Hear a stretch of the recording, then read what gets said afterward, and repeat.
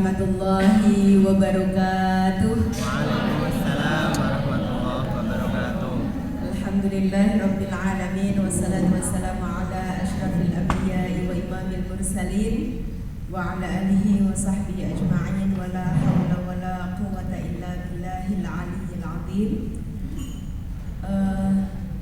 Bapak moderator yang kita hormati bersama dan juga Bapak Ibu dosen, segenap kolega. Ini sebenarnya kan kolega saya semua gitu. Ini kok tadi saya masuk itu rasanya kok kayak di Kudus ya. Di Kudus kan, tapi tempatnya saya jadi Solo. Saya tidak tahu kalau kelas A ini semuanya orang Kudus isinya gitu. Kecuali berapa tadi? 3 orang ya. 3 orang saja gitu. Masya Allah. Baik, Bapak Ibu semuanya, sebagaimana yang tadi disampaikan, bahwa Bapak Ibu sudah diminta untuk membuat tulisan ya yang akan dipersiapkan untuk publikasi. Nanti akan saya sampaikan beberapa hal di dalam forum ini, mungkin ada yang bermanfaat untuk memperbaiki atau memperkuat begitu tulisan-tulisan dari Bapak Ibu semuanya. Dan ini menurut saya kesempatan yang luar biasa, karena dulu ketika saya awal jadi dosen tidak ada seperti ini. Tidak ada, karena jangan ada apa namanya kalau kita pertama kali itu apa? Latsar, Bu. Latsar sudah Oh, ini untuk ke serdosnya Itu kita dulu hanya latsar itu saja mungkin ya. Itu pun prajab namanya. Dan itu digabung antara kami di Kementerian Agama itu digabung dengan Kementerian Pertanian pada saat itu. Dan itu saya ingat sekali, itu juga banyak yang masih berbau fisik materi-materinya. Jadi tidak ada sangat minim untuk materi-materi yang berkaitan dengan penguatan kompetensi. Bapak Ibu semuanya, hari ini kita atau pada sesi ini kita akan membahas mengenai penulisan karya ilmiah. Dan leres tadi yang dihentikan Pak Moderator, di depan saya ini sudah banyak para pengelola jurnal sebenarnya begitu para pengelola jurnal yang otomatis sudah terbiasa gitu ya, terbiasa untuk menulis. Saya dapat materi kaitannya dengan penulisan karya ilmiah itu baru mungkin panjenengan sudah jadi dosen juga gitu Saya itu awal waktu itu diminta untuk, karena paper saya terpilih mewakili dari Kementerian Agama untuk diikutkan dalam klinik penulisan artikel ilmiah yang diselenggarakan oleh Dikti. Jadi bukan Diktis, itu pun di tahun 2017. Ini panjenengan sudah masuk karena itu di 2017 itu pertama kali saya dapat pengetahuan berkaitan dengan penulisan karya ilmiah gitu. Karena dulu ketika masuk PNS belum ada sama sekali berkaitan itu, karena saya masuk PNS itu umur 24 tahun.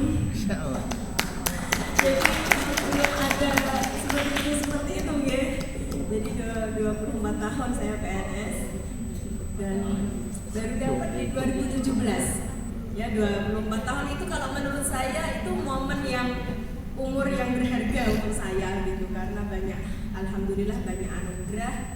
Karena di usia 24 itu tadi saya PNS, dan pada saat itu saya paling muda yang diterima. 24 tahun, terus kemudian di usia 24 itu juga saya menikah. Di usia 24 itu juga saya jadi petugas haji pertama kali. Masya Allah. Jadi memang alhamdulillah banyak anugerah di usia 24, karena pada saat itu masih boleh, kita tidak harus S2 Bapak Ibu. Kalau jenengan kan daftar dosen harus S2. Pada saat itu kita pakai surat keterangan menulis tesis itu sudah boleh untuk daftar dosen pada saat itu. Sehingga umur 24 pada saat itu saya sudah jadi PNS. Bapak Ibu, karena kita sebagai dosen sebagai pegawai negeri sipil juga, itu kita dihadapkan pada berbagai macam tugas, berbagai macam kewajiban yang itu sudah diatur ya di dalam pedoman operasional BKD. Di mana di pedoman operasional BKD ketika panjenengan atau kita semuanya masuk itu kan kita menjadi dosen asisten ahli, nonton ya? Asisten ahli itu sudah ada beban tersendiri yang memang kita harus penuhi. Jadi di POBKD yang terbaru yang 2021 itu kalau dulunya sebelumnya itu POBKD yang punya kewajiban khusus untuk publikasi itu hanya profesor, hanya guru besar.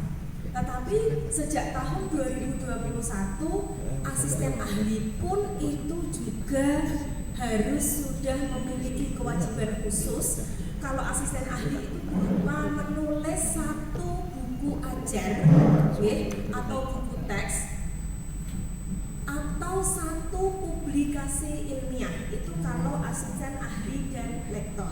Jadi mau tidak mau memang ketika dalam kurun waktu 3 tahun panjenengan harus memiliki satu buku ajar ataupun satu publikasi ilmiah atau artikel ilmiah yang dipublikasikan. Itu kalau asisten ahli dan lektor. Di sini ada yang sudah lektor kepala, Bapak Ibu? Belum. Kepala lektor.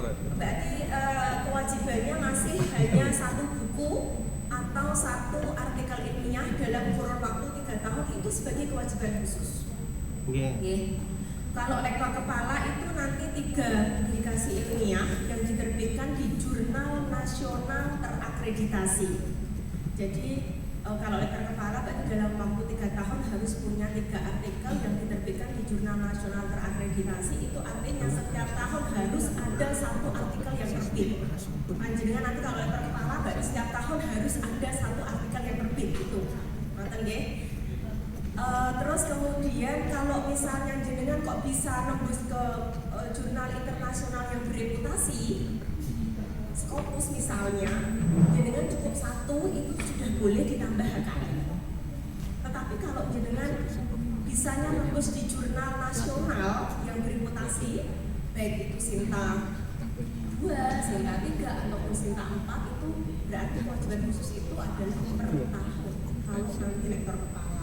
Nah kami kalau udah guru besar itu nanti satu buku ajar dan juga tiga artikel. Kalau tadi lektor kepala itu harus terbit di jurnal nasional jurnal nasional bereputasi. Kalau kami itu setiap tahun harus ada terbit satu artikel yang di jurnal internasional. Itu setiap tahun. Tetapi tidak harus bereputasi. Yang penting jurnal internasional. Tetapi kalau yang bereputasi itu boleh satu artikel, boleh satu artikel saja dalam kurun waktu 3 tahun. Baik Bapak Ibu, kita akan masuk. Sebenarnya apa sih itu artikel ilmiah? Begitu boleh. Apa itu Bapak Ibu? Apa definisi dari artikel ilmiah? Tulisan yang apa yang membedakan artikel ilmiah dengan artikel fiktif? Tentunya di sumbernya, di datanya, kan ngoten nggih. Jadi kalau artikel ilmiah memang ini harus based on data. Jadi harus berbasis pada data, harus berbasis pada penelitian. Tidak boleh kita ngarang-ngarang pakai asumsi kita.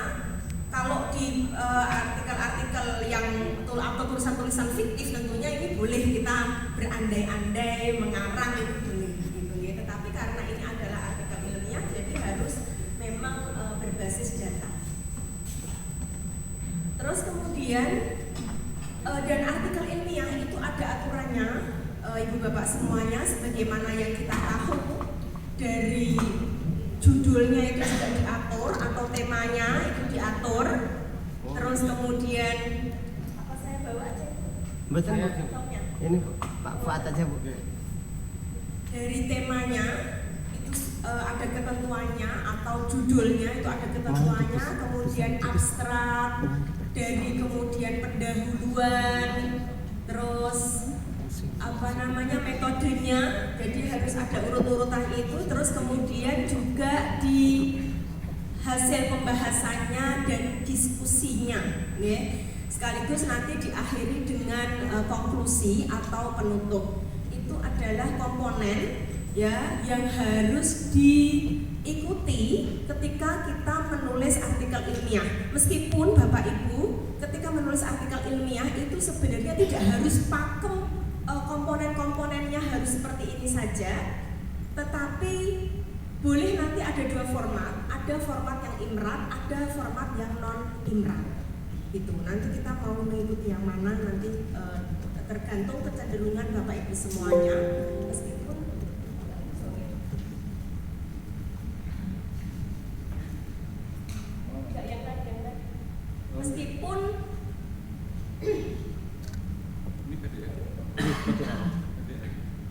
meskipun nanti itu tergantung kecenderungan Bapak Ibu semuanya mau mengikuti pola imrat ataupun tidak, yang penting bahwa komponen-komponen penulisan karya ilmiah itu harus diawali dengan abstrak, terus kemudian juga harus ada introduction-nya, terus kemudian metode dan hasil yang diakhiri dengan konklusi.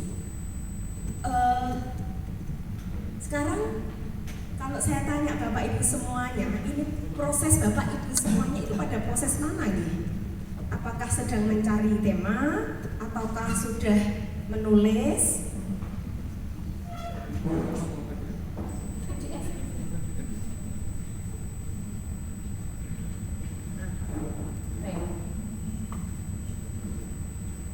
Sekarang kita sama-sama introspeksi Bapak Ibu semuanya, karena memang kita punya tuntutan di BKD. Kita kan ketika kemudian melamar sebagai dosen, kita malah justru mengambil beban. Kan ngoten nggih, kita melamar sebagai dosen itu justru kita malah tambah beban. Itu saja dikejar-kejar banyak orang kan.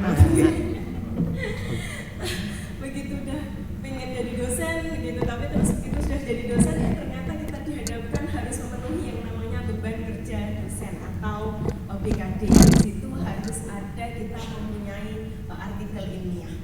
Jadi di sini kita sama-sama introspeksi, kita perjalanan kita itu sampai di mana? Apakah kita baru mulai menulis, baru mau mulai berpikir untuk menulis, ataukah kita sudah punya ide untuk menulis tapi belum dituangkan di dalam bentuk tulisan, ataukah kita baru memulai menulis, atau masih dalam tahap menulis, masih proses, ataukah masih sudah di proses finishing menulis, ataukah di proses submit tulisan kita, ataukah dalam proses sedang direview tulisan kita, atau kita dalam proses sudah dinyatakan diterima tulisan kita.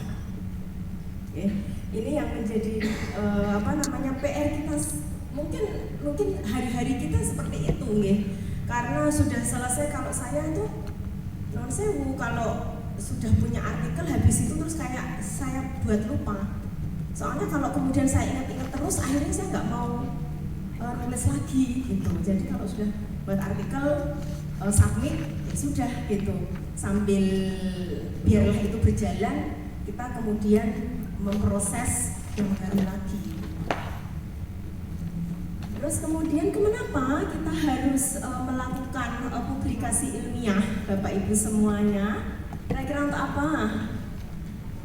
Kewajiban. Nah, ya oke, kewajiban. Selain kewajiban, soalnya karena kewajiban itu kayaknya di pundak kita itu berat, nggak loh Bapak Ibu? Gimana kita menjadikan bahwa menulis itu bukan kewajiban, tetapi menjadi sesuatu yang mengasyikkan untuk kita? Kewajiban oke lah, terus pengembangan ilmu. Pengembangan ilmu. Hobi, waduh, masya Allah, ini ada yang hobi, wah luar biasa nih ya, ada yang hobi ya, ini luar biasa, tepuk tangan dong. Terus apa lagi? Karir Bu. Hah? Karir, betul, untuk pengakuan diri kita gitu kan ada pepatah menulislah, dengan menulis maka kamu ada, nah gitu. Jadi kalau kita nggak menulis, kita itu nggak diingat-ingat orang gitu. Tuh kan. Terus apa lagi? Pemberpakaran. Baik. Apalagi yang dari sini kok belum bersuara nih? Pak Martono dan teman-teman ini, Mbak Nabila.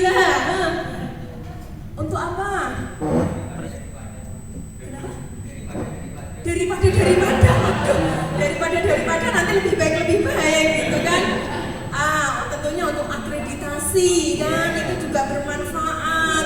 Bonusnya untuk bisa bermanfaat untuk kita gunakan kenaikan pangkat. Terus untuk mendapat hibah ya. Walaupun di kampus masih belum sepiro gitu kan hibahnya itu.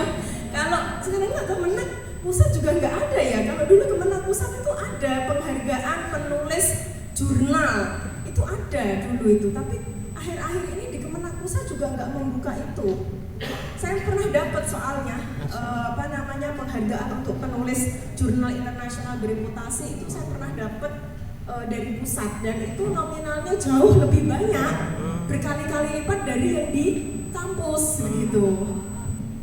Ya jadi kalau dulu ada dan itu kan menurut saya tuh bonus bonus gitu katanya, kemudian kita dapat hibah atau penghargaan itu. Next.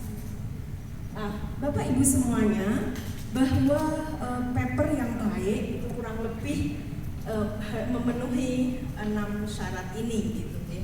6 ketentuan ini. Yang pertama adalah harus proper language. Jadi bahasanya itu harus tepat, harus sesuai. Bapak Ibu kalau sekarang itu jurnal-jurnal banyak yang mensyaratkan pakai bahasa PBB. Baik itu bahasa Inggris, bahasa Prancis, bahasa Arab gitu ya. Itu memang kan sekarang sudah banyak deh media AI yang membantu kita untuk itu. Tetapi kita juga harus ketika membuat data mentahnya, kalau ini pengalaman saya, nggak tahu nanti pengalaman kita bisa sharing pengalaman Bapak Ibu semuanya. Data mentahnya di dalam bahasa Indonesia itu bahasanya juga harus tepat. SPOK-nya itu harus tepat. Jadi subjek predikat objek keterangannya itu harus tepat. Karena dan itu memang yang dulu disampaikan mentor-mentor saya kaitannya dengan kepenulisan begitu. Jadi kalau kita itu membuat data mentah dalam bahasa Indonesianya, SPOK-nya itu sudah jelas. Itu insya Allah ketika kita Inggriskan itu lebih jauh lebih mudah dan lebih tertib. Terus kemudian juga harus ada timely. Timely itu sebenarnya kan tepat waktu dalam hal bahwa tidak hanya tepat waktu dari deadline atau dari jadwal pembuatan kita, tetapi juga tepat waktunya ketika kita membuat tulisan itu merespon apa yang terjadi pada isu kekinian. Itu juga penting. Itu. Jadi yang kita ajukan atau tulisan-tulisan yang kita tulis itu atau ide yang kita tulis itu ada ide yang merespon problem atau isu yang memang sedang terjadi. Itu biasanya lebih mudah diterima oleh tim redaksi atau dewan redaksi. Terus juga harus punya tabel yang baik kalau memang itu diperlukan, if needed. Terus kemudian kontribusinya juga jelas apa yang mau kita ide yang baru yang mau kita tawarkan di dalam tulisan kita, referensinya juga baik dan juga analisisnya juga harus jelas. Terus kemudian kita sering sekali dihadapkan pada problem how to communicate ideas. Kita itu kadang itu dihadapkan pada masalah gimana sih nyari tema, gimana sih nyari ide gitu kan. Ide itu didapatkan di mana gitu. Kalau Bapak Ibu pengalamannya gimana itu? Ide itu didapatkan gimana itu caranya? Gimana baca? Oke. Pengalaman ya Pak. Menonton video juga bisa, betul. Pengalaman. Ngopi. Iya, dari ngopi-ngopi, dari nongki-nongki kemudian keluar ide gitu ya Pak. Baik, dari apapun, dari mana itu berasal begitu ya. Itu cepat tulis Bapak Ibu. Mungkin pas lagi nongki-nongki atau lagi ngopi-ngopi kok terus kemudian terbesit ide, kayaknya kok menulis ini kok menarik ya gitu. Itu segera tulis. Minimal kalau saya tuh punya ide begitu ya, minimal saya tulis di HP. Kayaknya ini saya punya terlintas misalnya mau mengangkat tema ini atau judul ini, saya tulis dulu di HP. Supaya apa? Supaya nggak lupa. Kalau ulama-ulama dulu seperti Al-Khatib Al-Baghdadi itu kan beliau mengatakan qayyidul ilm bil kitabah. Apa yang ada di dalam otak kita itu supaya tidak hilang, ikatlah dengan tulisan. Nah, jadi apapun itu segera tulis, gitu. Okay. Dan biasanya memang ide-ide atau tema-tema yang menarik tentunya memang yang berkaitan dengan tren atau isu yang memang sedang berkembang. Jadi ketika kemudian kita sudah ada ide untuk kemudian menjadi tulisan, itu pertama memang langsung ditulis, yang tadi saya katakan langsung tulis apapun itu. Terus kemudian dengan cara sederhana meski sesulit apapun, karena mungkin pas ngopi-ngopi begitu nggih, pas ngopi-ngopi terus kemudian kalau nggak ditulis nanti hilang papan kono nggih, begitu sudah keluar dari kafe sudah hilang nanti idenya gitu kan. Jadi dengan cara sederhana pakai HP yang enggak apa-apa atau ditulis di kertas dulu, yang penting temanya itu kita sudah dapat gitu. Terus kita fokus pada ide tulisan dan kita juga harus mengerti yang ditulis. Jangan, Bapak Ibu, ini juga PR kita semuanya, jangan sampai kita tidak mengerti apa yang kita tulis. Jadi kata per kata itu kita juga harus paham. Itu penting sekali. Pun itu juga sama yang berlaku ketika kita juga menyampaikan kepada adik-adik mahasiswa kita, baik yang S1, S2, S3. Jangan sampai kita menulis di dalam tesis, di dalam skripsi ataupun disertasi itu sesuatu yang tidak kita mengerti. Khawatirnya apa? Justru ketika kita menulis biar kelihatan hebat misalnya, atau biar kelihatan ini kok kayaknya saya merujuk dari sini kok bagus, meskipun saya tidak paham kemudian saya tuangkan dan ternyata itu menjadi bahan pertanyaan dari penguji, itu justru menyulitkan kita sendiri. Baik, bagaimana memulai menulis? Nah, menurut saya ini nggak benar ya kalau kita harus punya ide hebat dulu baru kita bisa memulai menulis begitu. Karena saya sendiri, Bapak Ibu jenengan tahu saya orang usuluddin. Usuluddin itu apalagi tafsir hadis. Itu adalah kajian yang normatif murni. Betul-betul ilmu yang melangit. Padahal, iya kan? Ini ada orang usuluddin nih. Ilmu-ilmunya yang dikaji itu ilmu-ilmu normatif, yang itu ilmu-ilmu langit. Padahal Scopus, jurnal-jurnal yang ada, termasuk nasional bereputasi Sinta berapapun itu kan banyak yang mensyaratkan harus real, gitu kan? Harus membumi. Padahal ini ilmunya ilmu langit. Gimana, saya tuh dulu juga sempat bingung, ini gimana caranya? Ini hampir semuanya itu minta harus di penelitian lapangan.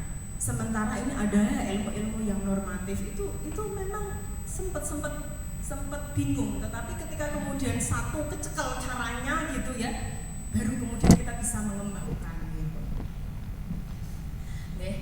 Jadi nggak perlulah ide yang hebat, yang penting kita bisa mengkomunikasikan ide itu. Terus kemudian kita bisa sampaikan ya alternatif solusi untuk mengatasi gap analysisnya, gitu kan? Saya rasa itu sudah cukup. Oke, kita sama-sama mulai menulis. Ini semuanya sudah punya tulisan, nggih? Ada nggak punya tulisan? Nggak ada kan? Hah? Nggak ada, nggih? Semuanya sudah punya tulisan, pasti. Oke.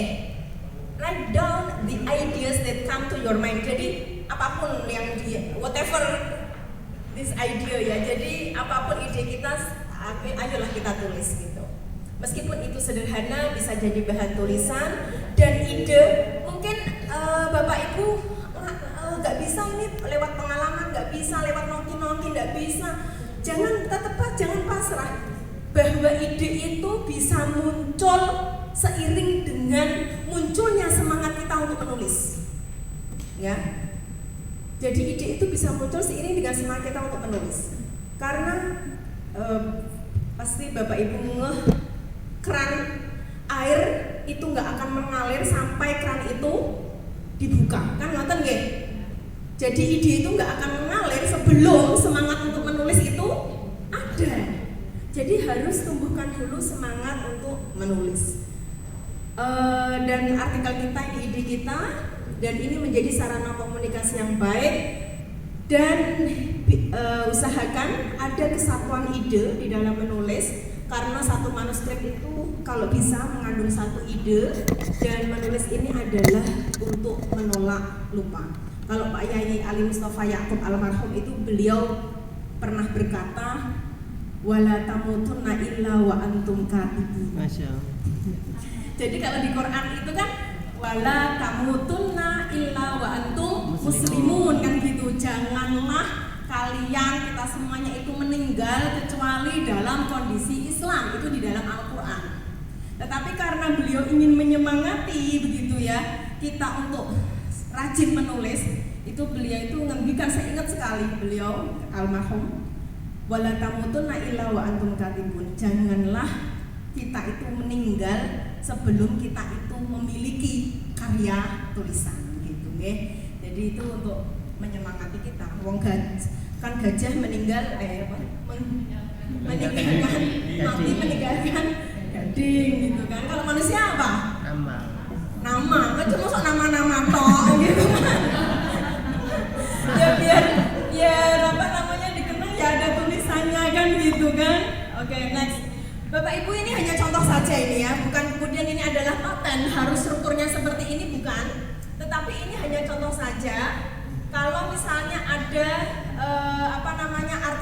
jurnal-jurnal yang melakukan pembatasan, memberikan pembatasan, ya. Jadi judulnya itu cukup misalnya maksimal itu 20 kata, tetapi ini maksimal termasuk subjudulnya. Abstraknya itu rata-rata berapa? 150 sampai 250 kata nggih. Terus kemudian pendahuluan, metode, terus hasil dan juga diskusi dan kesimpulan dan saran. Next.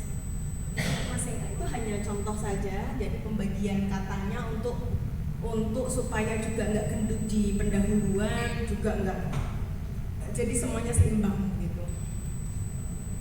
Kalau gendutnya di pendahuluan itu kan juga nggak indah gitu.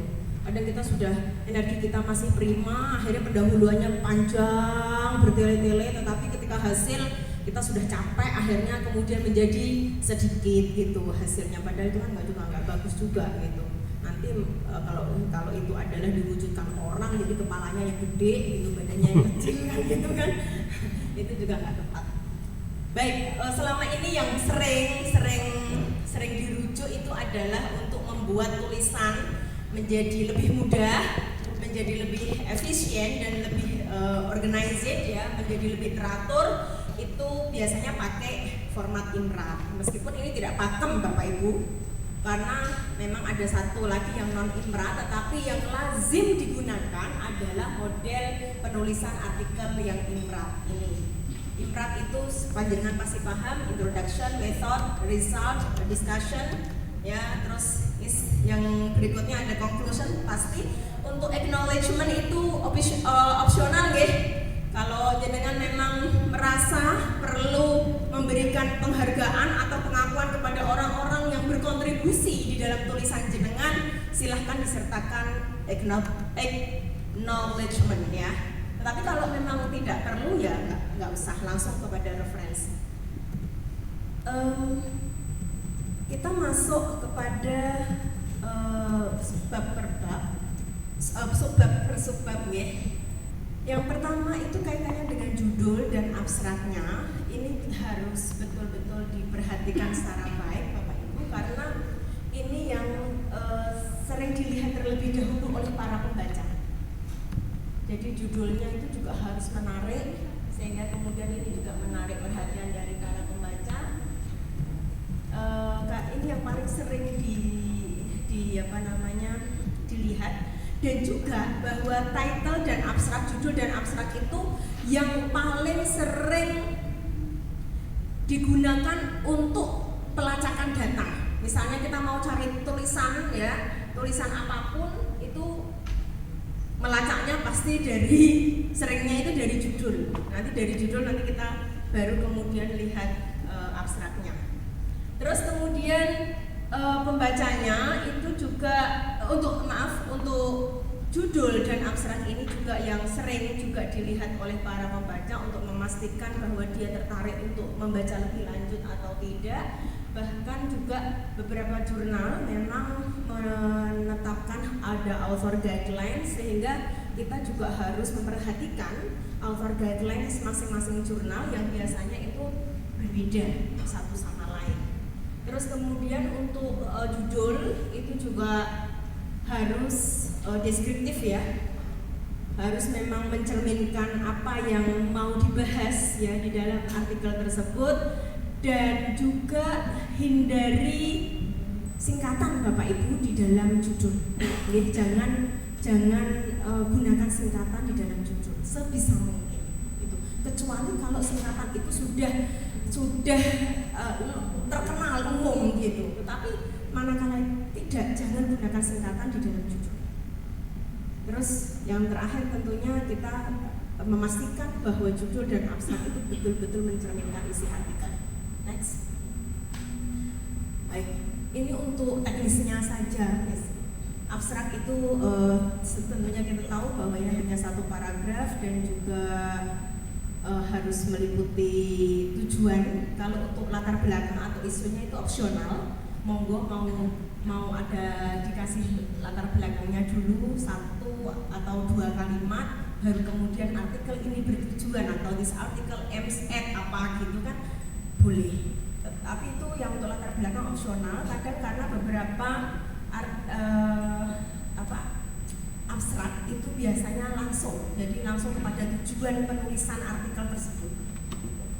Jadi tujuannya apa? This article aims at apa, atau this article aim to apa, terserah. Terus kemudian metode harus ada di dalam abstrak, hasil dan pembahasan, dan juga kesimpulan. Jadi ini kurang lebih ya untuk katanya, jumlah kata sesuai author guideline-nya, juga template-nya, juga untuk lokasi nggak perlu dijelaskan secara detail di dalam abstrak Bapak Ibu, karena itu nanti sudah akan dibahas di method. Dan hasil olahan statistik atau matematis sebenarnya tidak perlu muncul di abstrak, itu yang pernah saya pelajari. Next. Nah, ini tadi sudah saya sampaikan 3 hal yang memang sering dilihat itu adalah judul, abstrak, sama keyword-nya. Next. Nah, ini hanya contoh saja. Ini abstrak tulisan saya. Saya yakin Bapak Ibu semuanya ketika membuat abstrak juga sudah bagus-bagus semuanya gitu. Ini ketika saya menulis tentang bagaimana peran perempuan dalam pernikahan di dalam kitab Ihya Ulumuddin, dan bagaimana proses pembelajaran Ihya Ulumuddin itu di pesantren-pesantren yang ada di Jawa Tengah. Dan ini abstraknya hanya cukup satu halaman, dan di situ kita lihat memang ini hanya contoh saja. Di sini abstrak saya menyampaikan di sini bahwa kajian ini akan mengamati tentang potret perempuan di dalam pernikahan dari salah satu buku Islam klasik, yaitu Ihya Ulumuddin, yang ditulis oleh Abu Hamid Al-Ghazali, yang banyak diajarkan di pesantren di Jawa Tengah.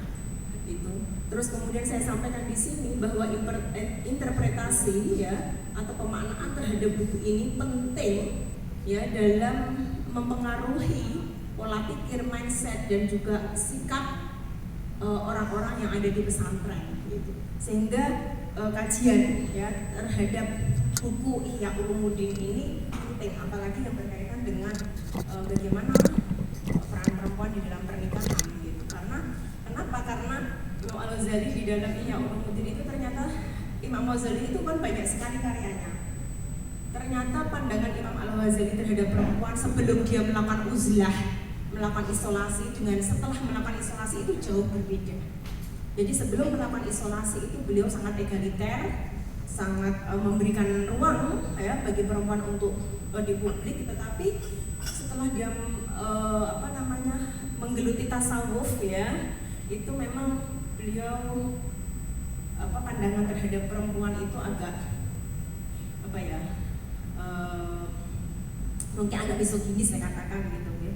Bahkan beliau mengatakan bahwa pernikahan itu nau'ur riqi, sebagai salah satu bentuk perbudakan, di mana perempuan itu adalah budak yang mengabdi pada tuannya. Karena Ihya ini ditulis setelah beliau isolasi atau beliau melakukan uzlah, ya, menjauhkan diri dari kehidupan duniawi. Itu hanya contoh saja. Terus kemudian untuk menulis introduction, Bapak Ibu, ini nggak perlu panjang-panjang, ya, nggak perlu panjang-panjang. Terus kemudian juga yang penting singkat, tajam begitu ya di dalam introduksi atau dalam pendahuluan tersebut, itu juga lebih pas. Terus novelty yang mau kita tawarkan itu juga boleh disinggung secara sekilas di dalam pendahuluan. Dan tentunya pendahuluan ini diawali dengan sesuatu yang sifatnya general, baru kemudian seperti piramida terbalik gitu ya. Jadi yang general, terus kemudian lebih spesifik, lebih spesifik, sampai kemudian mengerucut pada bahasan kita. Itu yang kita praktekkan selama ini. Itu yang kita praktekkan selama ini. Tetapi ini berbeda dengan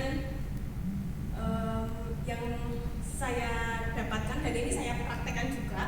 Begitu kalau yang saya ikuti ketika saya ikut short course research metodologi yang ada di Monash University pada tahun 2019, itu mereka seringkali mengatakan orang Indonesia itu sering ketika membuat introduction itu sering gedebiah dulu di awal. Nah, sementara orang Barat itu tidak suka begitu. Jadi justru paragraf pertama itu justru menurut mereka yang paling penting, yang itu merefleksikan semuanya. Kenapa ini penting? Itu di paragraf pertamanya. Baru setelah itu mau ngomong ngalor ngidul istilahnya, kan? Terus kemudian mulai dispesifikan lagi di akhir paragraf di dalam pendahuluan itu tadi. Bahkan saat itu kami juga diminta untuk presentasi satu paragraf pertama itu harus bisa dipresentasikan dalam 3 menit. Itu untuk jadi isi seluruh artikel itu harus bisa dipresentasikan dalam waktu 3 menit saja. Dan itu diwujudkan di dalam paragraf pertama dari pendahuluan. Dan itu menurut saya memang agak ada benarnya juga. Kata mereka bahwa tim redaksi itu tidak punya banyak waktu untuk membaca keseluruhan artikel kita. Jadi yang dia baca itu selain 3 tadi, judul, abstrak, dan keyword, itu yang akan mempengaruhi tim redaksi untuk menerima atau tidak, itu adalah di pendahuluan. Itu versi mereka. Versi mereka begitu, di pendahuluan. Sehingga kemudian di pendahuluan, khususnya di paragraf pertama, itu harus betul-betul bisa meyakinkan tim redaksinya bahwa tulisan ini penting. Kadang kan kita kan di paragraf pertama justru yang lebar banget, kita nggak tahu fokus kita mau kemana tulisan ini gitu di paragraf pertama. Itu nggak boleh sebenarnya. Kalau menurut mereka itu nggak boleh. Jadi paragraf pertama itu justru penekanan kenapa ini penting. Terus silahkan panjenengan ngomong panjang lebar. Nanti di akhir, di paragraf terakhir dari pendahuluan, tekankan lagi tujuan dari penulisan artikel tersebut. Baik, tentunya di awal ya ada gap analisisnya juga, realita yang terjadi seperti apa, terus idealnya bagaimana, terus rencana solusi yang mau ditawarkan bagaimana, kita juga sampaikan di pendahuluan supaya ini juga menarik tim redaksi untuk menerima tulisan kita. Next. Ada yang nggak kelihatan? Ya ada beberapa poin Bapak Ibu yang juga harus kita perhatikan di dalam menulis pendahuluan. Tentunya pendahuluan ini karena memang nggak ada literatur review secara khusus atau theoretical framework yang secara khusus, sehingga kemudian literatur review dan juga kerangka-kerangka teori juga kita masukkan langsung juga di pendahuluan tersebut. Beda dengan kita nulis tesis atau nulis disertasi, itu kan tentunya untuk literatur review atau untuk theoretical framework kan ada sendiri gitu nggih. Tetapi kalau di dalam artikel tidak perlu subbab sendiri, sehingga kemudian kita masukkan semuanya itu di dalam pendahuluan.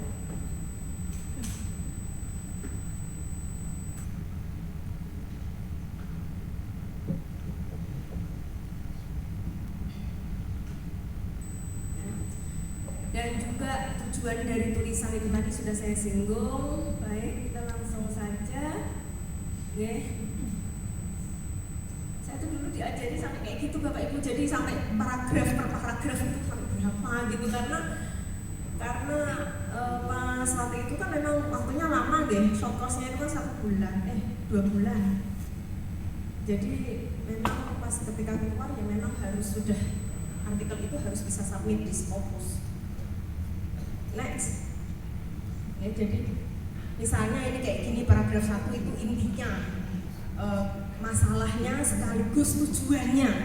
Yang tadi saya katakan masalah ya, terus kemudian tujuan dari artikel ini tuh di paragraf 1 kalau menurut mereka begitu. Oke. Jadi paragraf pertama dari pendahuluan itu penting sekali. Baru kemudian dengan menjelaskan panjang lebar mengapa ini penting dan sebagainya di paragraf kedua, 3 dan seterusnya itu mau. Terus idealnya seperti apa itu mau.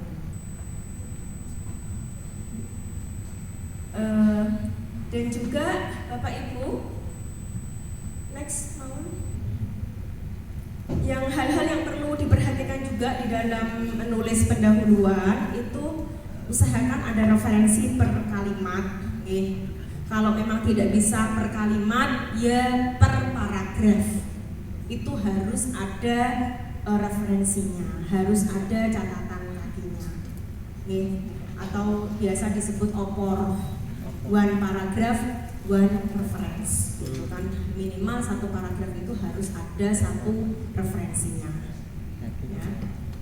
Terus kalau untuk mencari referensi panjenengan sudah canggih-canggih semuanya, mau pakai mana, mau pakai Google Scholar lah, pakai apa lagi, banyak nih sekarang. Sihub ya, Sihub tapi sekarang agak sulit juga ya di aksesnya ya, karena kan waktu itu kan artikel-artikel yang berbayar itu kalau kita pakai Sihub itu kan bisa kebuka.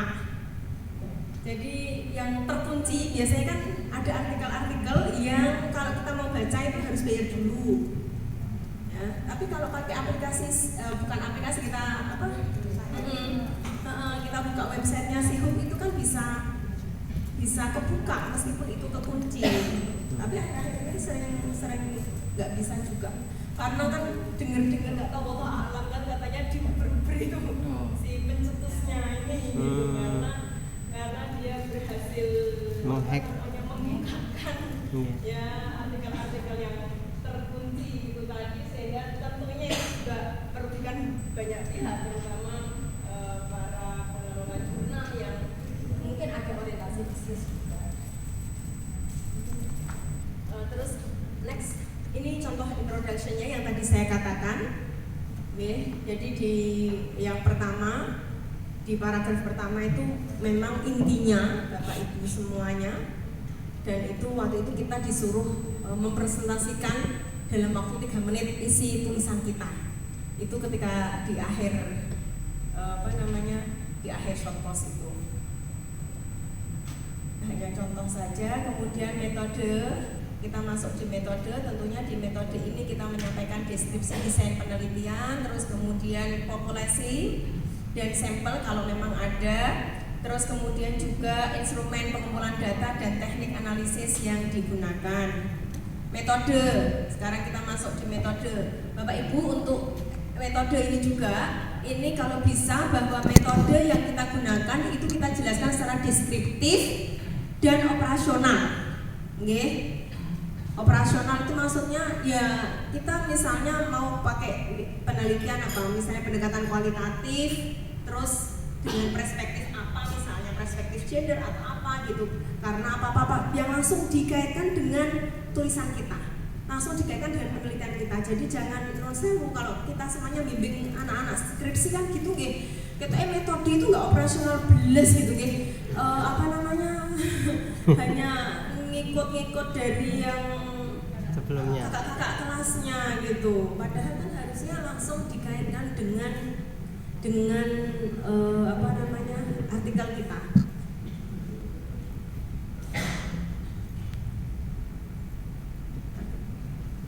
Terus kemudian bahkan tadi yang udah saya di introduction itu, waktu itu saya juga jelaskan ini nanti metodenya bukan di introduction, di abstraknya.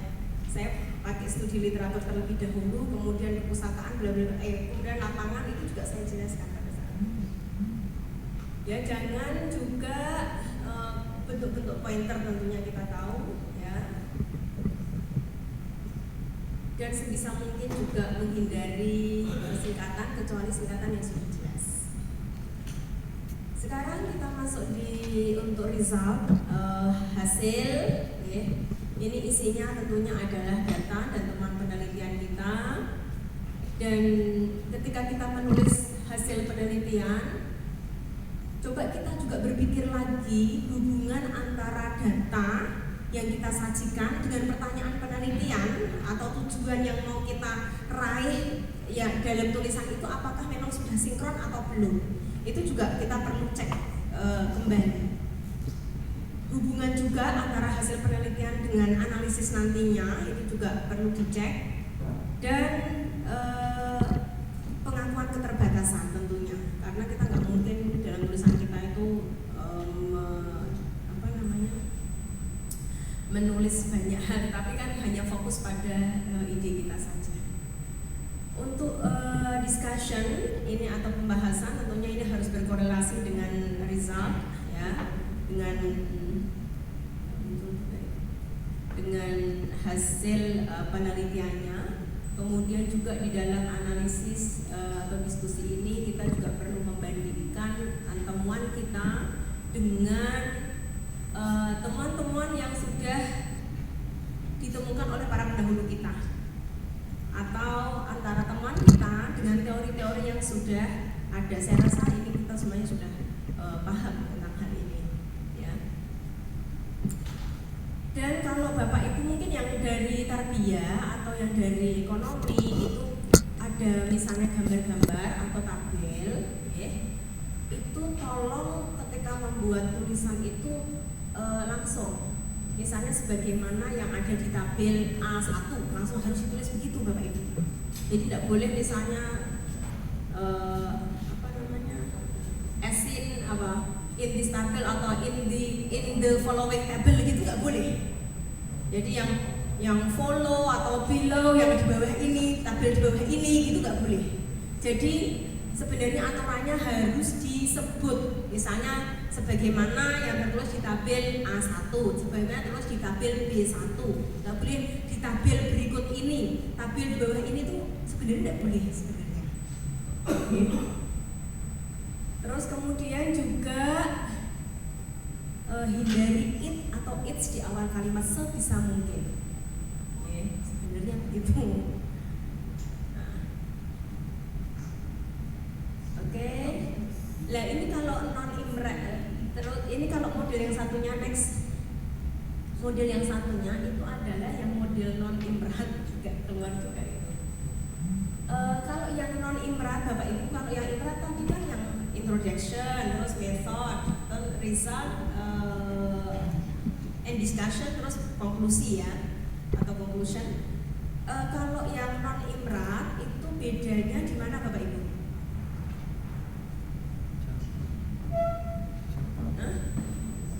Kan ada model imrat kalau nulis, ada yang model non imrat, meskipun kita lebih banyak mengacu pada yang imrat karena itu memang yang more efektif ya, more efficient, terus easier, itu memang yang pakai imrat.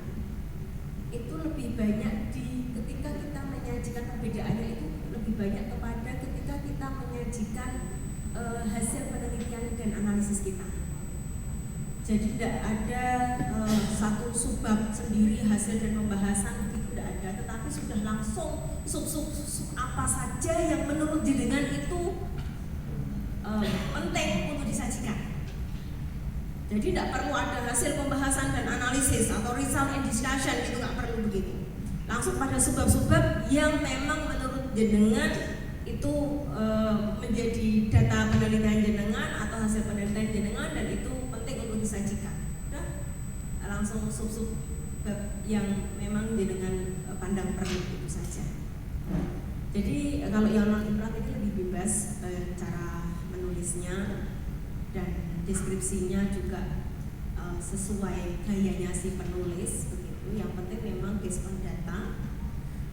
Terus tentunya juga strukturnya juga nggak baku, okay. Gaya bahasanya juga lebih fleksibel. Itu untuk yang non imlat. Kemudian yang untuk terakhir tentunya kita membuat konklusi, okay, atau kesimpulan.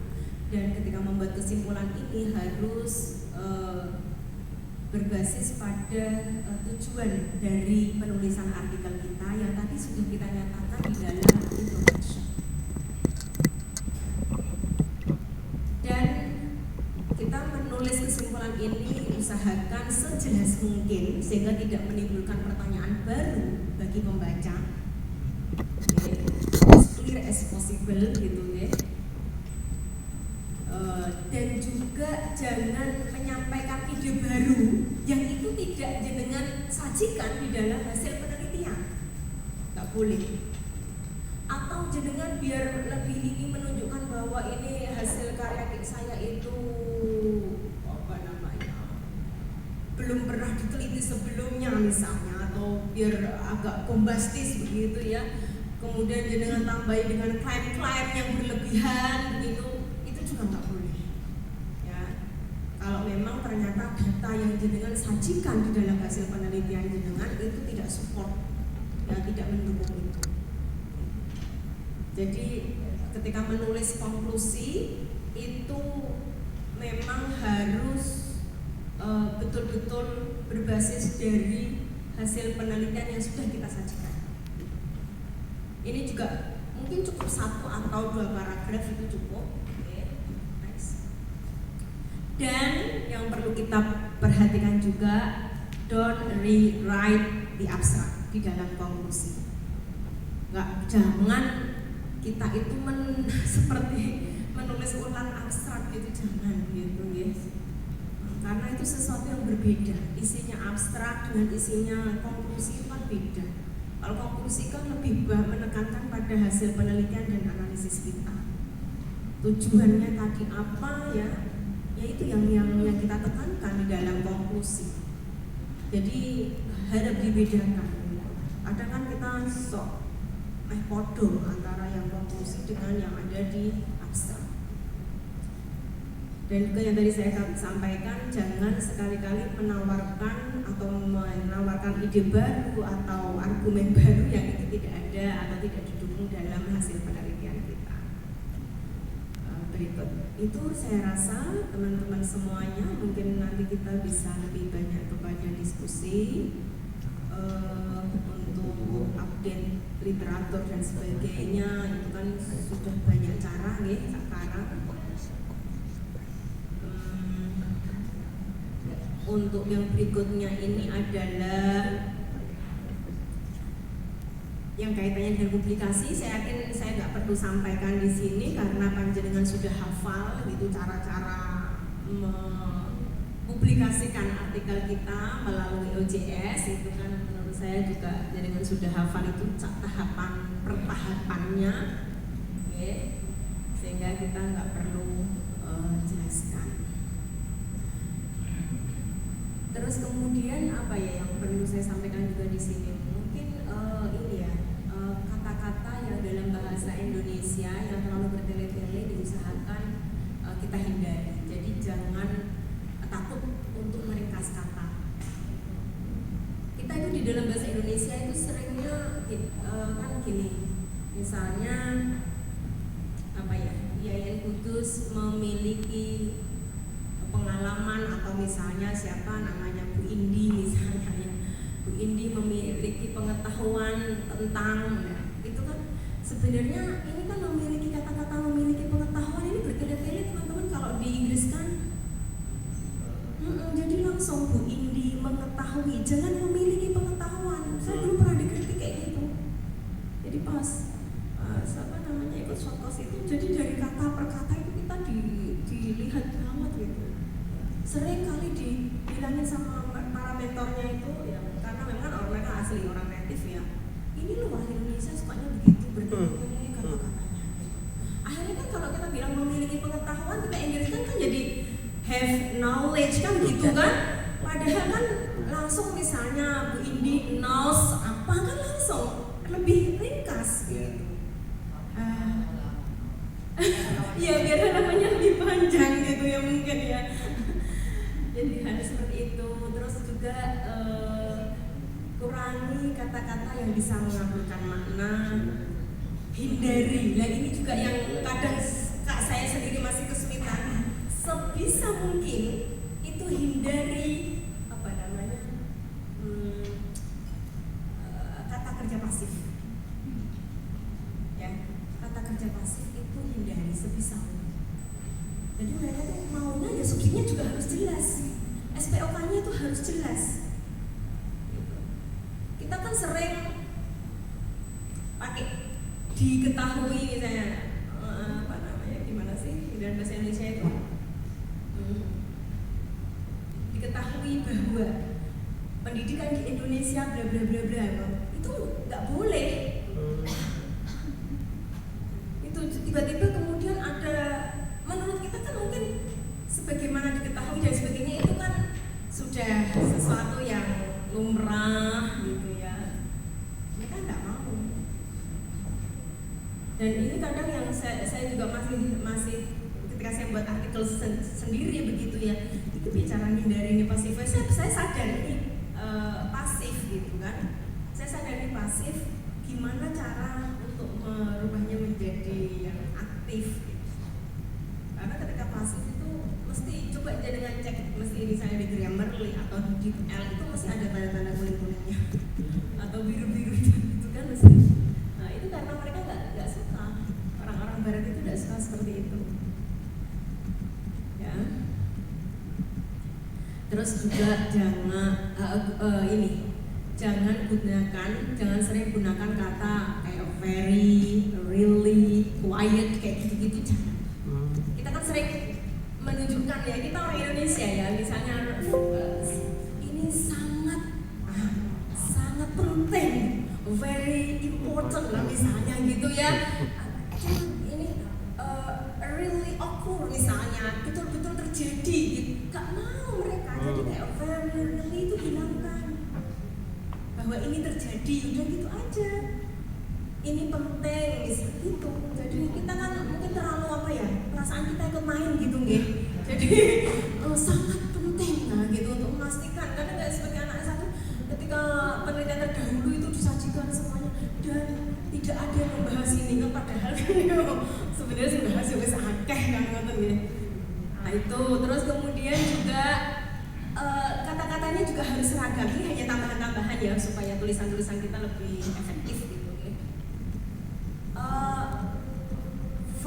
Misalnya kata-katanya harus seragam. Misalnya dengan verb ing itu ya yang berikutnya juga verb ing.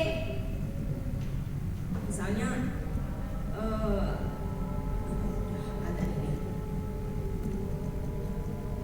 writing and reading harusnya kan gitu ya biar seragam gitu. Jangan writing and to read misalnya gitu kan tuh jadi gak seragam.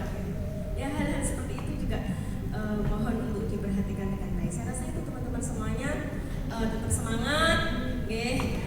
Semoga juga saya yakin apapun yang kita tulis itu nanti bermanfaat tidak hanya untuk lembaga tetapi untuk diri kita sendiri juga. Bisa jadi jenengan ini semuanya bareng-bareng seangkatan di tahun 2000 berapa jenengan ini angkatannya mulai tahun berapa ini? 2018 ya. 2018 ada 2019 itu masuknya bareng, tapi belum tentu nanti profesornya bareng. Ada yang lebih dulu, ada yang belakangan, itu tergantung kemauan dan kemampuan jenengan di dalam menghasilkan karya ilmiah. Ngerti nggih? Terima kasih. Mohon maaf kalau ada kekurangan. Wassalamualaikum warahmatullahi wabarakatuh.